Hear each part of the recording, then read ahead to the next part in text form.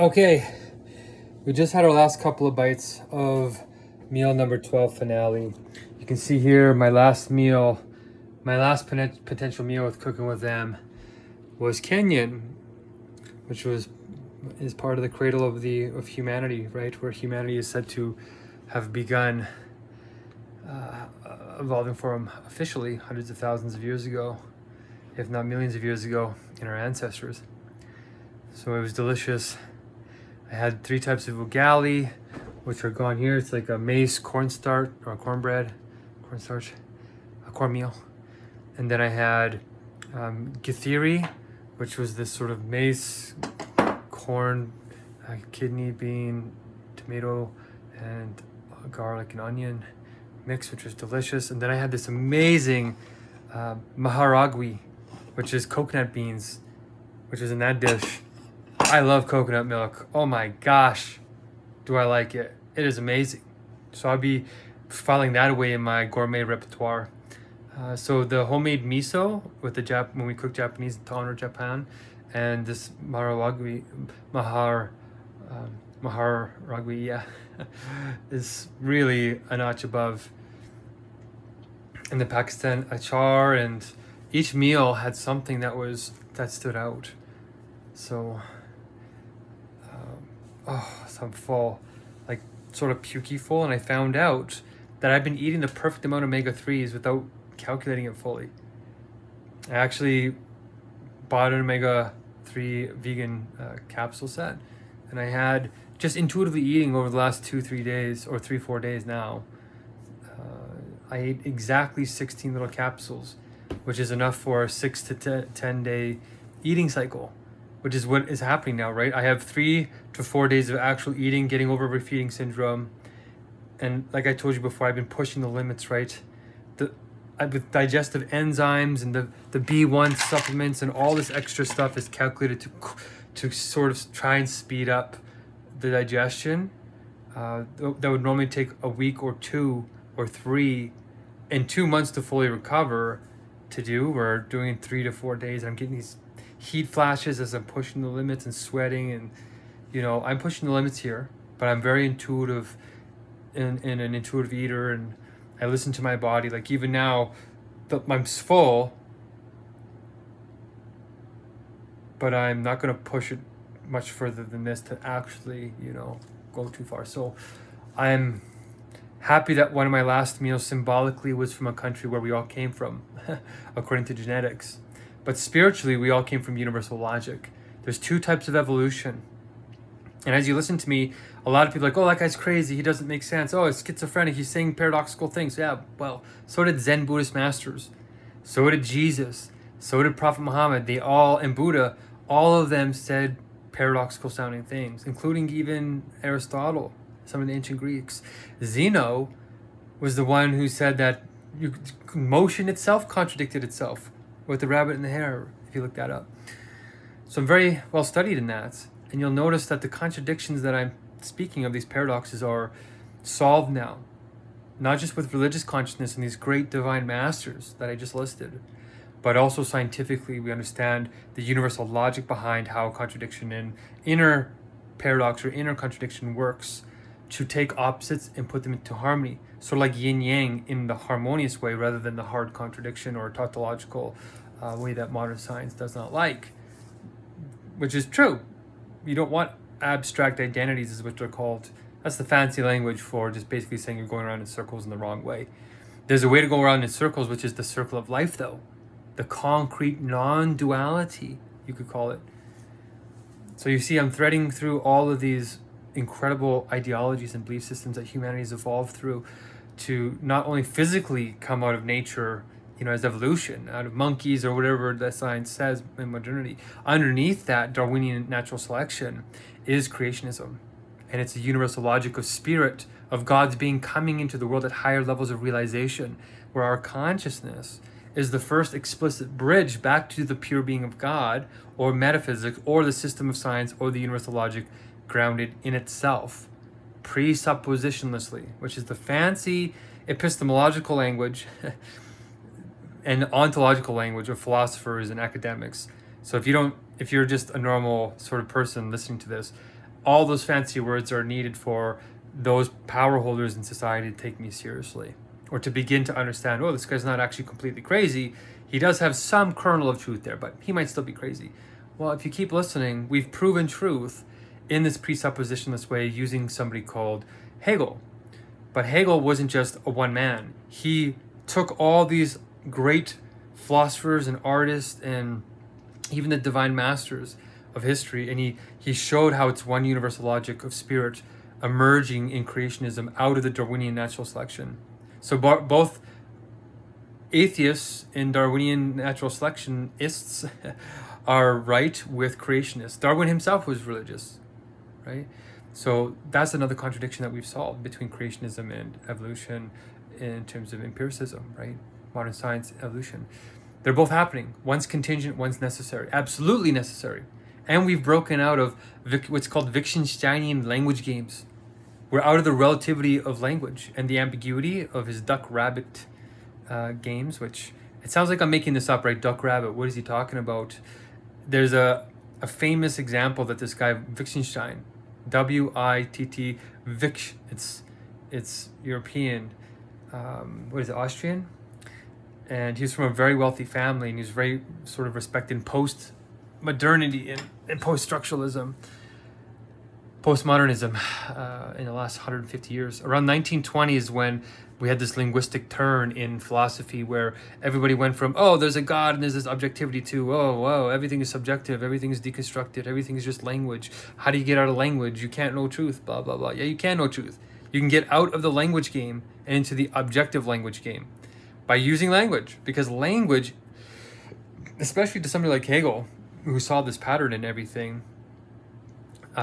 this universal logic, language is the workhorse of logic. Underneath language is grammar. Underneath grammar is metaphysics, a universal grounded beingness, a structure of beingness that is also a thinkingness, a personality that is the conditions of your own consciousness when you're seeing the truth, which is wisdom.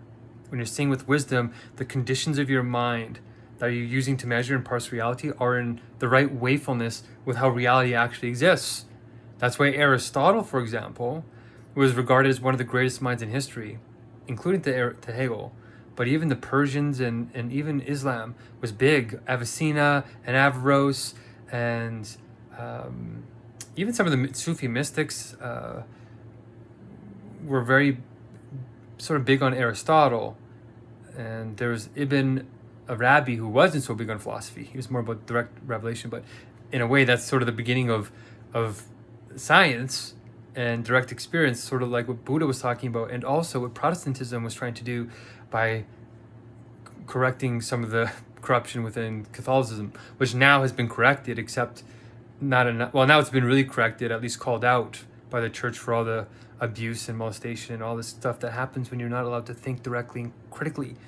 If you don't question authority, then bad things happen. People manipulate that little gap. And now we've solved that with the inner government, the real God's government. Thinking critically doesn't take you away from God and undermine faith anymore. It did in the past.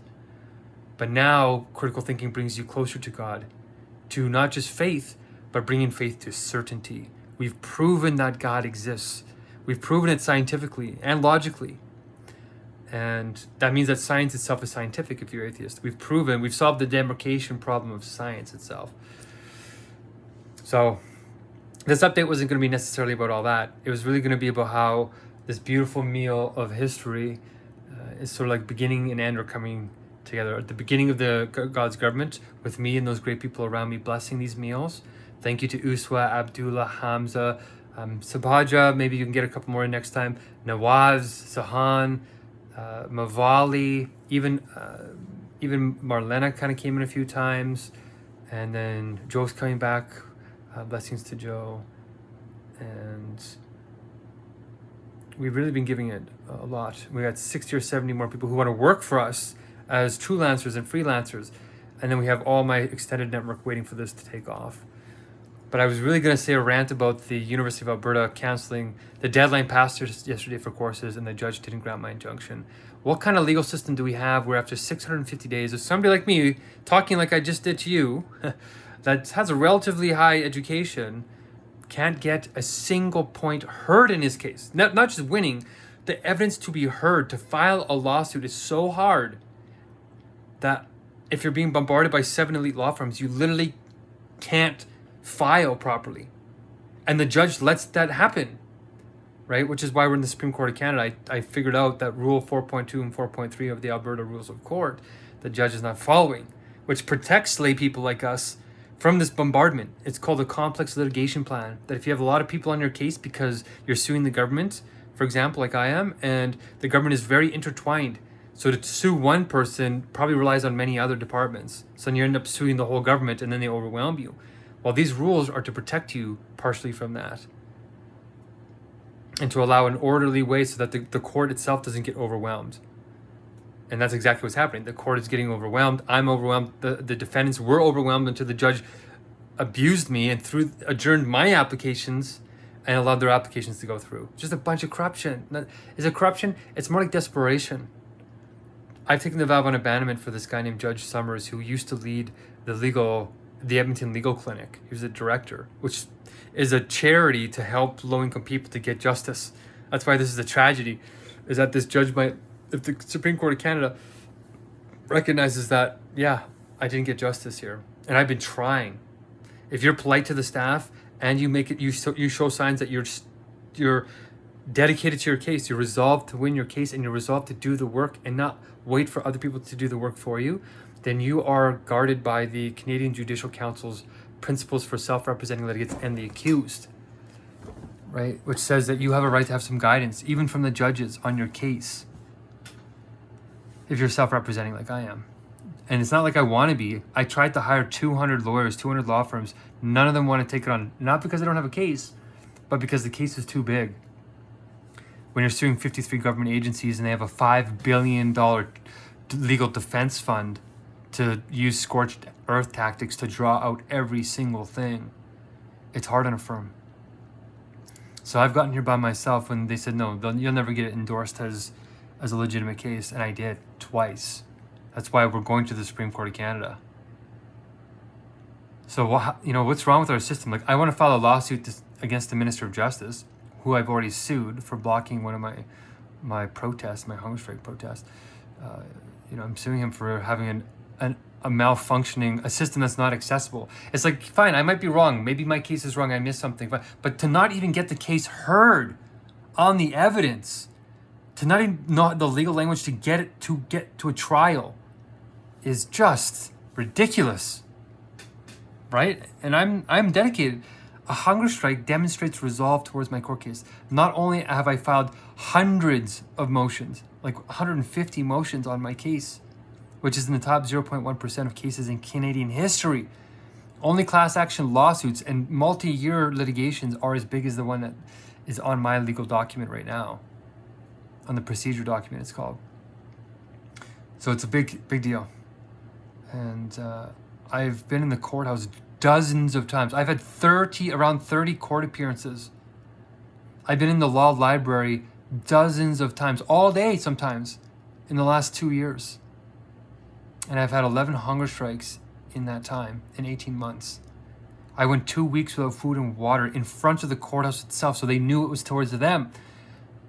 I did it right outside the courthouse steps. 2 weeks, no food and no water, underneath cameras watching me 24/7, so I didn't cheat. And they won't give me the footage now. I FOIP'd them. They're saying it's redacted because they arrested me 10 times on my first, when I went 10 or 12 days with no food and water. They arrested me 10 times. And when you're in a vulnerable state like that and you're on the verge of death and they handcuff you, I didn't get charged, by the way. I have no criminal record. All those police officers had discretion to choose to charge me, and none of them did. And they actually came out to my hunger strikes late at night and they said, Mark, we are sick and tired of the corruption that we're seeing in this courthouse. Sick and tired. But they said, you need to get smart. The hunger strikes aren't going to do anything to them. You need to get your legal stuff in order. They're going to railroad you. And they're right, but I knew that.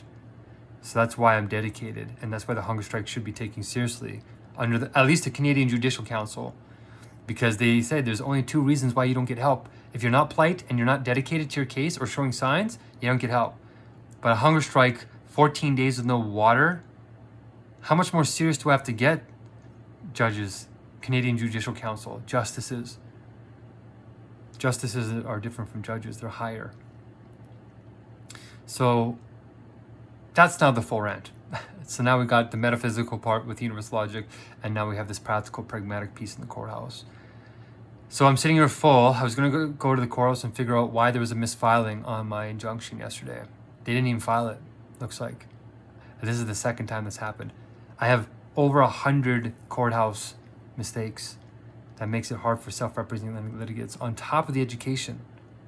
And I hope that I submitted to the Supreme Court of Canada, and I think this ethnographic study I did on the courthouse while I went through this might be the saving grace, not just for me, but for all of us before AI takes over everything. We can train an AI and universal logic to have proper justice on earth so it doesn't marginalize us like the current systems that we have. It could be exacerbating the inequality. Okay, it could treat us like animals. Like when you're in the courthouse, they called the sheriff's on me a couple of times. I'm like, I'm in a wheelchair. You know what I mean? Like, what am I gonna do? Wheel up to the judge quickly? Like, it's weird.